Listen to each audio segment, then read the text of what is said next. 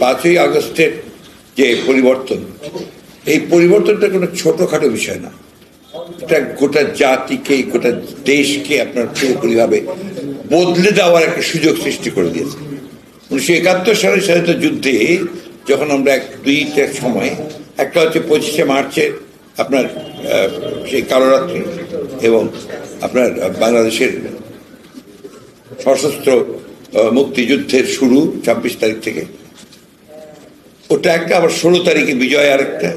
ঠিক একইভাবে 5ই আগস্ট কিন্তু আপনার একটা বিশাল একটা পরিবর্তনের একটা সুযোগ সম্ভাবনা চলে এসছে দেশের সামনে, এবং এটার যে আপনার নাড়া দিয়েছে গোটা সমাজকে, গোটা স্টেটকে, রাষ্ট্রকে, এটা একটা ছোটখাটো নাড়া নয়, এটা একটা বড় রকমের নাড়া। এবং দেখেন, এটা হচ্ছে যে প্রায় 17-18 বছর একটা একেবারেই একটা আপনার রেজিমেন্টেড গভর্নমেন্ট, একটা কর্তৃত্ববাদী সরকার, তাদের রাষ্ট্রকে পুরোপুরি নিয়ন্ত্রণে নেওয়া, রাষ্ট্রের সমস্ত প্রতিষ্ঠানগুলোকে ভেঙে দেওয়া, রাষ্ট্রের গণতন্ত্রের যে মূল যে বিষয়গুলো, স্তম্ভগুলো ছিল, সেগুলোকে ভেঙে দেওয়া। এক সোজা কথায় একটা পুরোপুরি একটা ফ্যাসিবাদী শাসন চালু করার ঘটনাটা ছিল।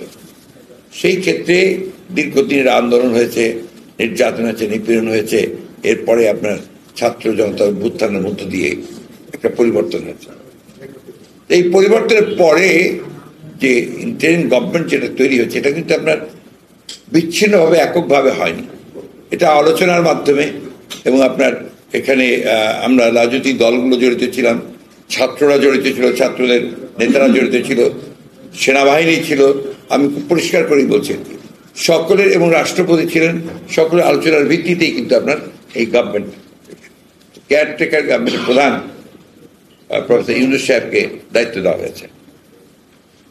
এখন এই গভর্নমেন্ট যে স্ট্রাকচার, যারা এসছেন এখানে, এদের মধ্যে বেশিরভাগই হচ্ছে আপনার টেকনোক্রেটস, ব্যুরোক্রেটস, একাডেমিশিয়ানস, আছেন 2জন ছাত্র নেতা, আর কিছু এনজিওর কিছু কর্মকর্তা। এখানে যেটা সবচেয়ে বড় ল্যাকিং, যেটা সেটা হচ্ছে একটা পলিটিক্যাল যে একটা আপনার বিষয়, সেটা কিন্তু একটু ল্যাকিং আছে। এটা কাভার আপ করা যায় একমাত্র যদি regular time to time political পার্টিগুলোর সঙ্গে যদি আপনার আলোচনা করা যায়, এটা একটা করা যায়। সেটা আপনার খুব বেশি সম্ভব হচ্ছে না বোধহয়, আর কিছুটা আপনার কম হচ্ছে। বিষয়টা তো পলিটিক্যাল 100%, তাই না? পরিবর্তনটা পলিটিক্যাল, এর দীর্ঘ আন্দোলনটা পলিটিক্যাল, এর state itself is a political entity, তাই না? তো এখন সেই ক্ষেত্রে ওই জায়গাটা যদি ল্যাকিং হয়, তাহলে আপনার নিঃসন্দেহে কিছু পলিটিক্যাল গ্যাপ থেকে যেতে পারে। আর আমাদের দেশে আপনার এই ধরনের পরিবর্তনের পরে যেটা হয়, আগে হয়েছে সব দেশেই হতে হয়, একটা আপনার গভর্নেন্সে একটা সমস্যা দেখা দেয়। আপনার বিভিন্ন যে স্টেক হোল্ডার্স আছে, তাদের মধ্যে সমস্যা দেখা দেয়। সুযোগ সন্ধানীদের মধ্যে একটা সুযোগ ব্যাপারে আসে, কেউ আপনার সেগুলোকে সুযোগ নিতে চান। এবং বাংলাদেশের কালচারের মধ্যে এটা আছে যে তদবির অসংখ্যভাবে বেড়ে যায়, সবাই তখন নতুন গভর্নমেন্টের কাছাকাছি যেতে চায় আপনার। এটা একটা বড় সমস্যা, কিন্তু যে কারণে আমি কথাগুলো বলছি। ফলে এত দ্রুত যদি আমরা আশা করি যে গভর্নমেন্ট খুব দ্রুত সুন্দরভাবে রান করবে, একেবারে সঠিকভাবে, তাহলে কিন্তু আমাদের আশা করা ঠিক হবে না। আরেকটা ব্যাপার আছে যে আপনার ফ্যাসিবাদী সরকারের যারা মূল দায়িত্বে ছিলেন, তারা তো ওই দায়িত্বে রয়ে গেছেন। এখনো তাদের সকলকে ওখান থেকে সরিয়ে আপনার যারা এই পরিবর্তনের পক্ষে বা নিরপেক্ষ লোকজনকে সব জায়গায় বসানো সম্ভব হয়নি। এটা তাদেরও এই যে আপনি কিছুটা অজ্ঞতা আছে, এই বিষয়গুলোতে জানেন না তারা। আর যেহেতু পলিটিক্যাল পার্টিগুলোর সঙ্গে যোগাযোগ কম হচ্ছে, সেই ক্ষেত্রেও তাদের একটা গ্যাপ তৈরি হচ্ছে। ফলে এই জায়গায় একটা সমস্যা আছে। এই সমস্যাগুলো দিয়ে আপনি দেখবেন যে বাংলা এই ঘটনার বিপ্লবের পর থেকেই যা কাণ্ডগুলো শুরু হয়েছে, এই ঘটনাগুলো কিন্তু কোনো বিচ্ছিন্ন ঘটনা নয়, একটার পর একটা যেগুলো। প্রথমেই দেখেন আপনার আনসারদের ঘটনা, আনসারদের যে আপনার একটা ঘটনা ঘটেছে, এটাকে আমি বিচ্ছিন্ন ঘটনা মনে করি না। এটা একটা পরিকল্পিত ঘটনা, একটা ডিস্টেবিলাইজেশন করা, সরকারকে আপনার একেবারে বিপদগ্রস্ত করে ফেলার। এরপরে আপনার দেখেছেন বিভিন্ন আপনার অ্যাসোসিয়েশন, বিভিন্ন ট্রেডের লোকজনেরা তারা তার দাবি দাওয়া নিয়ে চেষ্টা করেছে একটা অস্থিরতা সৃষ্টি করতে। সর্বোপরি আপনার দুর্ভাগ্যজনকভাবে আপনার যে এই যে আপনার ছাত্রদের আপনার ইউনিভার্সিটিতে যে ঘটনাগুলো ঘটছে, আমি এটাকে বিচ্ছিন্ন ঘটনা মনে করি না। হ্যাঁ হ্যাঁ, যেটাকে বলা হয় যে মব লিঞ্চিং এর ব্যাপারটা আর কি, তাই না? এটা বিচ্ছিন্ন মনে করি না। অন্যদিকে আপনার সাম্প্রদায়িক একটা সম্প্রীতি নষ্ট করবার যে প্রচন্ড রকমের একটা প্রক্রিয়া ছিল, এটা এখনো যায়নি, এই চেষ্টাটা চলছে। এর মধ্যে আপনার কিছু পলিটিক্যাল ঘটনাও ঘটেছে।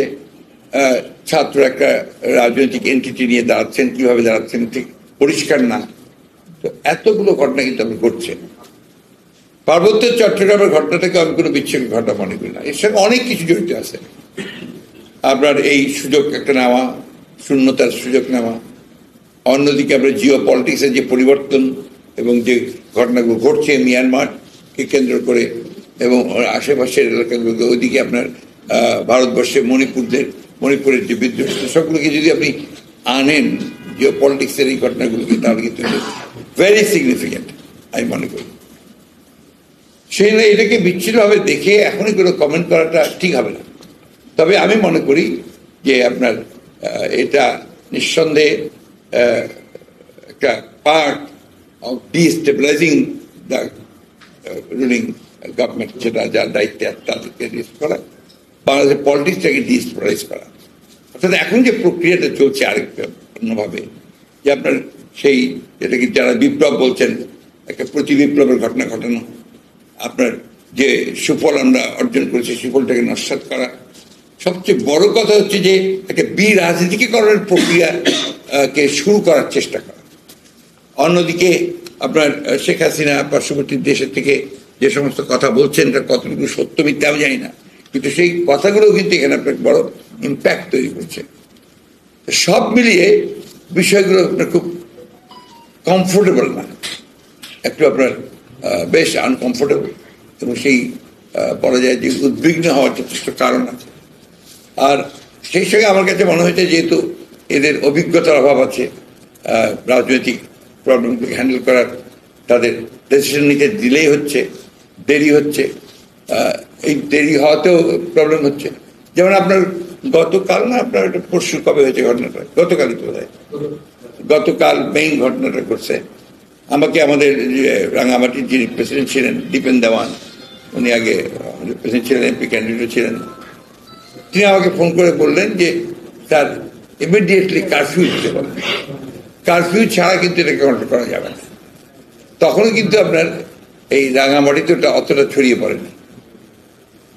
তো আমার যতটুকু আমি যাদেরকে চিনি জানি, খবরটা জানানোর পরে কারফিউ হয়নি, ওই 144 দিয়ে চেষ্টা করেছে, কিন্তু আপনার ঠিক ইফেক্টিভ কন্ট্রোল যেটা সেটা তারা করতে পারেন, যার ফলে এটাকে আরো স্ক্যান করেছে। এই যে আপনার দেরি হচ্ছে, এই দেরিটা কিন্তু আপনার ক্ষতির ব্যাপার হচ্ছে। এটা কিন্তু আমি তাদেরকে কোনো দোষারোপ করছি না, কিন্তু যারা দায়িত্বে আছেন ল অ্যান্ড অর্ডার এবং এগুলোর দায়িত্বে কি করা উচিত, দ্য ব্যুরোক্রেটস মেইনলি, তাদের কিন্তু একটা দায়িত্ব হচ্ছে গভর্নমেন্টকে প্রপারলি অ্যাডভাইস করা। তারা জানাবে যে এই ক্ষেত্রে এই করা উচিত, এই ক্ষেত্রে সিদ্ধান্ত তারা নেবে। আমার কাছে মনে হয় এই জায়গায় অনেকটা আপনার গ্যাপ আছে, একটা সামঞ্জস্যের অভাব আছে। এটা হচ্ছে আমি এতগুলো কথা বললাম আপনাদেরকে এই ধারণাটা দেওয়ার জন্য যে আসলে প্রবলেমগুলো ওই জায়গায়, নট দ্যাট যে this government is not serious, এটা খুবই সিরিয়াস, করতে চান, সবকিছু করতে পারেন, কিন্তু কোথাও কোথাও এই ল্যাকিংগুলোর কারণে ঠিক অত, আর আমাদের অতটা আশা করাও বোধ হয় ঠিক হবে না। যতটুকু হচ্ছে ঠিক আছে, আমরা সহযোগিতা করি, আমরা দেখি। ইতিমধ্যে তারা অনেকগুলো বড় বড় কাজে হাত দিয়েছেন, সেগুলো আমরা দেখি। আমাদের পরামর্শটা আমরা ওনাকে প্রথম দিনই বলেছি যে তার রেগুলার এনগেজ করতে হবে পলিটিক্যাল পার্টিগুলোর সঙ্গে, মেইন পলিটিক্যাল পার্টিগুলোর সঙ্গে তাদেরকে কথা বলতে হবে। হিল ট্যাক্সের ব্যাপার হচ্ছে যে হিল ট্যাক্সের তারপরে আমাদের তো চুক্তি আছে, এতদিন কোনো সমস্যা হয়নি। এখানে মূলত শুধু কি হিল ট্যাক্সের প্রবলেম তা বোঝায় না, ওখানে সোশ্যাল প্রবলেমগুলো আছে, কিন্তু এই প্রবলেমগুলো তো আমরা সলভ করিনি দীর্ঘকাল ধরে। এই আওয়ামী লীগ গভর্নমেন্ট এত কথা বলেছে, চুক্তি করেছে, তারাও কিন্তু সেই প্রবলেমকে সলভ করেনি। তো এটাকে একদিনে তো আপনি পারবেন না, বসতে হবে, কথা বলতে হবে, তাদের সঙ্গে ইমিডিয়েটলি বিষয়গুলোকে আপনার আলোচনা করে একটা জায়গায় নিয়ে আসতে হবে এবং সেটা বাংলাদেশের স্বার্থেই আনতে হবে, তাদেরও স্বার্থে আনতে হবে, তাদেরকে কনফিডেন্স আস্থায় নিতে হবে।